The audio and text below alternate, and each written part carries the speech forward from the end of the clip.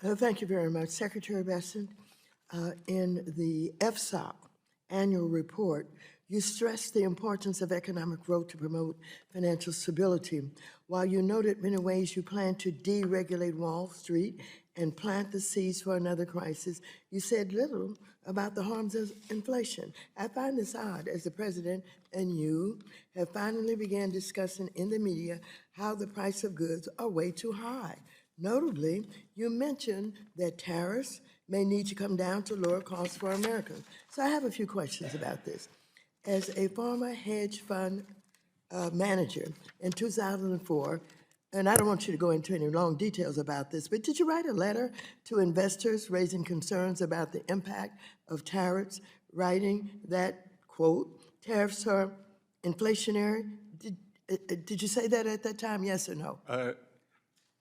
No. Okay, thank you. Okay, we have a New York Times article that, agrees that you said that. New York Times. Then last summer, when you testified before a Senate committee, you said, and I quote, "There is no inflation. Tariffs are not being passed on to consumers." You were quite definitive and even claimed that critics had, quote, "tariff derangement syndrome." Well, those comments are at odds with the statement you made to investors that tariffs are inflationary. Again, I want to be clear, so just let me ask you, are tariffs inflationary, yes or no? According to the San Francisco Federal Reserve, with 150 years of data, Yes or no? Tariffs do not cause inflation. San Francisco Federal Well, Reserve, last November, as the Congresswoman, Trump administration finally began to realize 150 years that of data. affordability issues in America are not a hoax, you told Fox News that the government was going to reduce tariffs on goods like coffee and bananas, and that doing so would, quote, bring the prices down very quickly. Mr. Secretary, why was that announcement even necessary? If tariffs aren't inflationary, and as you and the President like to say, are paid for by foreign countries, by the foreign country, a tariff on coffee or bananas shouldn't raise the price of either for American consumers. Well, that's the Trump logic, but that isn't reality. It did raise prices across the board, and you know it. I think you knew back in July also. The real question is, why would you even impose a tariff on a good that a country doesn't grow or make, as that would only serve to punish the American consumer? Now, as you know, this committee has taken a bipartisan approach to addressing another real affordability crisis. Housing. Rents are too high.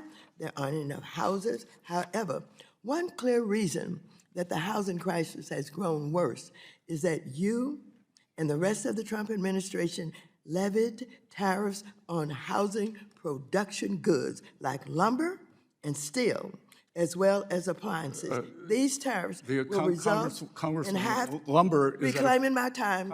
You don't get to talk. Lumber is at a Reclaiming my 5-year time. low, Congresswoman. Reclaiming my time.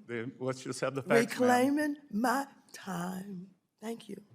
However, one clear reason that the housing crisis has gone worse is that you and the rest of the Trump administration levied tariffs on housing production goods like lumber and steel, as I said, as well as appliances. These tariffs will result in 500,000 fewer homes built at a time when we need more homes built, not less. Trump single-handedly made housing more expensive. And once again, you know it, as Axios has reported that you were planning to lift tariffs on housing production goods. In addition, the unlawful campaign the Trump administration has waged with ICE and Border Patrol, terrorizing American communities, has also harmed home construction across America. So I ask you, Secretary Bessent, will you be the voice of reason in the administration and urge Trump to stop waging a war on American consumers and on housing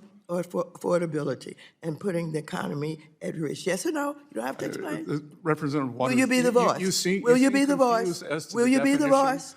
Will you be the voice of reason? Will you be the voice of reason? A study yes from Wharton University reclaiming my has time. shown Reclaiming my time. Reclaiming my time. Was a mass reclaiming my time. unfettered immigration. Mr. Chair, will you let him know that when I asked him Time does belong to the gentlewoman from California.